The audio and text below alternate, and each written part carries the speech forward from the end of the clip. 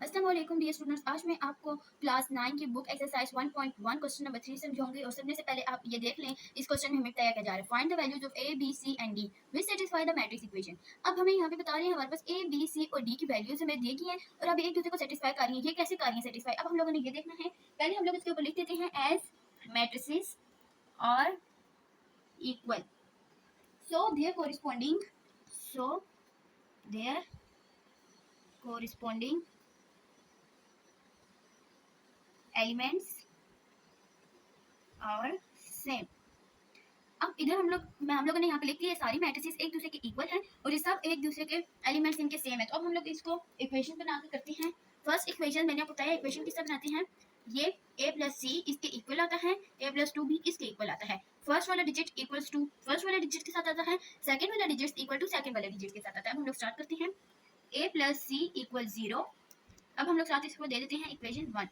बच्चों मैं आपको साथ साथ प्रेजेंटेशन भी सिखाऊंगी, आप ये भी सीख लें क्योंकि ये बोर्ड में बहुत मैटर करती है प्रेजेंटेशन और आपको इसके काफी मार्क्स मिलते हैं क्योंकि बोर्ड में प्रेजेंटेशन के काफी मार्क्स होते हैं। अब हम लोगों ने लिखी है second equation a plus two B equal -7, इसके आगे हम लोग लिख देते हैं सेकंड इक्वेशन। अब हम लोग लिखेंगे c third equation c minus 1 equal 3, इसके आगे हम लोग लिख देते हैं ये कौन सी इक्वेशन है, थर्ड इक्वेशन। अब हमारे पास फोर इक्वेशन के 4d माइनस 6 इक्वल 2d, इसको हम लोग लिख देते हैं ये इक्वेशन 4 है। हम लोगों ने इक्वेशंस बना दी। अब हम लोग सबसे पहले थर्ड वाली इक्वेशन सोल्व करेंगे। हम पहले क्यों कर रहे हैं ये मैं आपको आगे चल के बताऊंगी, आगे आपको ज्यादा अच्छे से समझ आ जाएगी। अब हम लोग इधर जो स्टेप करेंगे उसको मार्कर के साथ लिखेंगे, मैं आपको ये बता रही हूँ, आप देख लें प्रेजेंटेशन में बहुत मैटर करता है बोर्ड में। अब हम लोग इक्वेशन 3 सोल्व करेंगे, तो हम लोग पहले ऊपर लिखेंगे सोल्विंग इक्वेशन 3 वी हैव। हम लोग जो स्टेप करेंगे अगर उसके ऊपर हम मार्कर से हेडिंग देंगे, कोई हम लोग उसको प्रेजेंटेशन में यूज करेंगे किसी भी चीज को, तो उसके बोर्ड में मार्क्स बहुत मैटर करते हैं। c minus 1 equal 3। अब हम लोगों ने इधर माइनस हो रहा 1, तो इधर हम लोगों ने क्या करना है, ऐड 1 ऑन बोथ साइड्स। अब इधर हम लोगों ने 1 को दोनों साइड पे ऐड करना है, इधर माइनस हो रहा था, अब इधर हम लोग 1 को दोनों साइडों पर ऐड करेंगे। c माइनस 1 प्लस 1 इक्वल, इधर भी ऐड करेंगे और इक्वल के बाद जो डिजिट है उसमें भी ऐड करेंगे। अब देखिए प्लस माइनस माइनस दोनों आपस में कट जाएंगे, c इक्वल 4 आंसर। हम लोगों ने पीछे थर्ड इक्वेशन सोल्व कर लिया। अब हम लोग करेंगे इक्वेशन नंबर 3, 1 सोल्व करेंगे, 3 कर चुके हैं, तो अब हम लोग इधर हेडिंग देते हैं सोल्विंग इक्वेशन 1 वी हैव।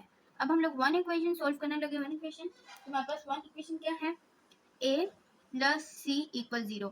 अब मैं आपको इधर बता देती हूँ हम लोगों ने पहले थर्ड इक्वेशन क्यों सोल्व की। हम लोगों ने जब थर्ड इक्वेशन सोल्व की तो उधर से हमें सी की वैल्यू मिलेगी। अगर हम लोग पहले 1 की इक्वेशन सोल्व करते तो हमारे पास सी की वैल्यू नहीं थी, तो ये हम लोग का आंसर ठीक नहीं आना था। अब हम लोग को सी की वैल्यू मिल गई है। हमारे पास थर्ड इक्वेशन में सी की वैल्यू 4 आई थी, तो पहले हम लोग इधर हेडिंग दे देते हैं। हम क्या करने लगे हैं, सी की वैल्यू पुट करेंगे। हम जो स्टेप करेंगे वो हम साथ लिखेंगे।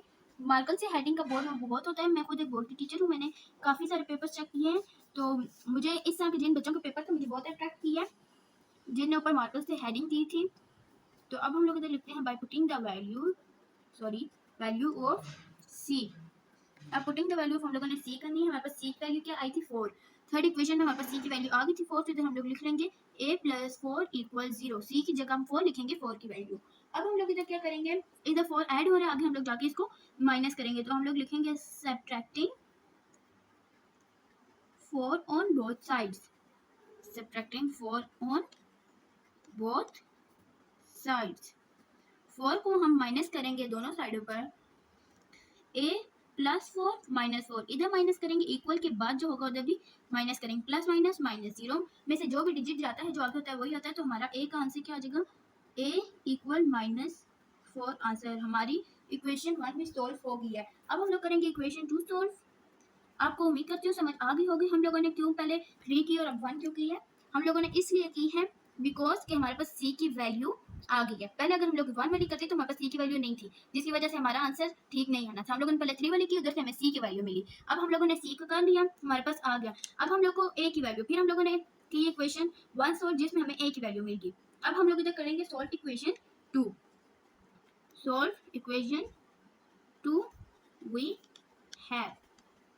तो हमारे पास इक्वेशन क्या है, a plus 2b equal -7।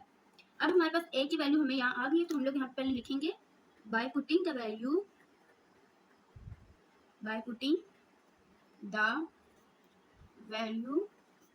Of a। इधर हम लोगों ने a की वैल्यू पुट करनी है।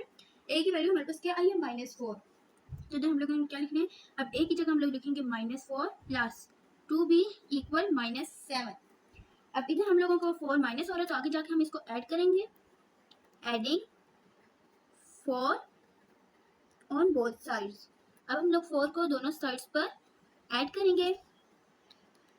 ये देखिए -4 plus 4 plus 2b equal -7 plus 4 plus minus minus ये कट गए 2b equal plus minus minus 7 में से 4 गया 5 6 7 3।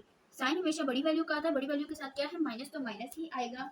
अब हम लोग इन दोनों को डिवाइड करेंगे तो इधर हम लोग लिख देते हैं डिवाइडिंग 2 ऑन बोथ साइड। अब हम लोग 2 को डिवाइड करेंगे दोनों साइड्स पर, 2b divided by 2 equal -3 divided by 2। 2 1 से 2 2 2 से कट गया 1 2। अब हमारे पास आंसर क्या आ गया, b का भी हमारे पास आंसर आ गया, b इक्वल -3/2 आंसर आ गया है। अब हम लोग इधर करेंगे सॉल्विंग इक्वेशन 4 वी हैव। अब हम लोग इधर 4 वाली इक्वेशन सॉल्व करेंगे तो हमारे पास 4 वाली इक्वेशन क्या थी, 4d -6 इक्वल 2d। इधर अब हम लोग करेंगे सब्ट्रैक्टिंग, यहाँ पे 2d प्लस हो रहा है, पहले हम लोग इसको करेंगे। अब हम लोग इधर क्या कर देंगे, subtracting 2d on both sides.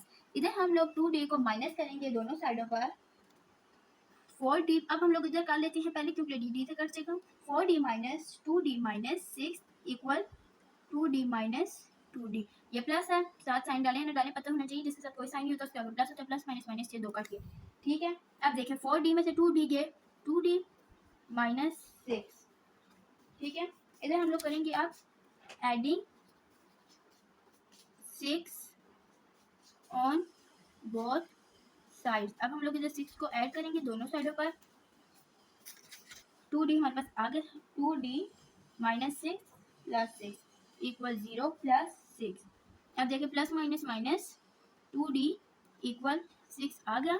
हम लोग पहले इस 6 को कट करेंगे फिर ये स्टेप करेंगे, अभी ये नहीं करना, ये मैंने आपको डायरेक्ट बताया है जिसकी वजह से आपको मार्क्स कर सकते हैं। आप इस स्टेप को कट करने, आपने अभी इसको नहीं करना, आप यहाँ पे आके डायरेक्ट नहीं करें, पहले आप 2d को करें फिर आप 6 को करें, जब ये होगा फिर वही आएगा, और आप ऐसे भी करेंगे तो वही आएगा।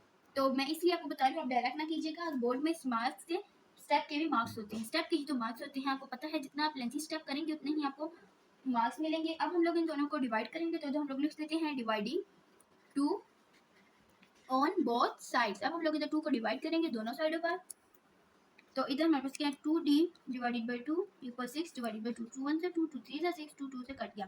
अब हमारे पास d का आंसर आ गया है, d इक्वल 3। आंसर d की वैल्यू हमारे पास आ गई, d की वैल्यू हमारे पास क्या है 3। अब स्टूडेंट्स मैं आपको बता दूं, मैंने ये जितना भी आपको करवाया है आप इसकी प्रेजेंटेशन देख लें।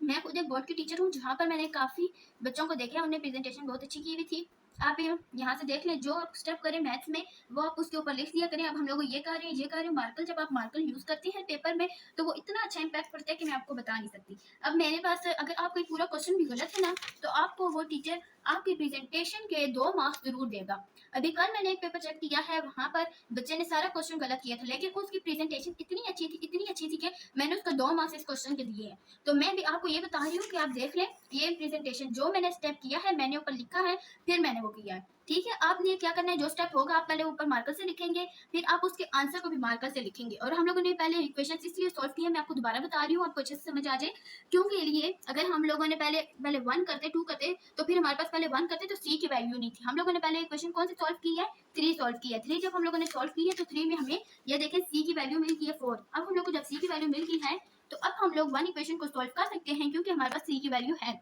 अब आप आगे देख लें मेरी प्रेजेंटेशन को, और नेक्स्ट आप ये भी देख लें।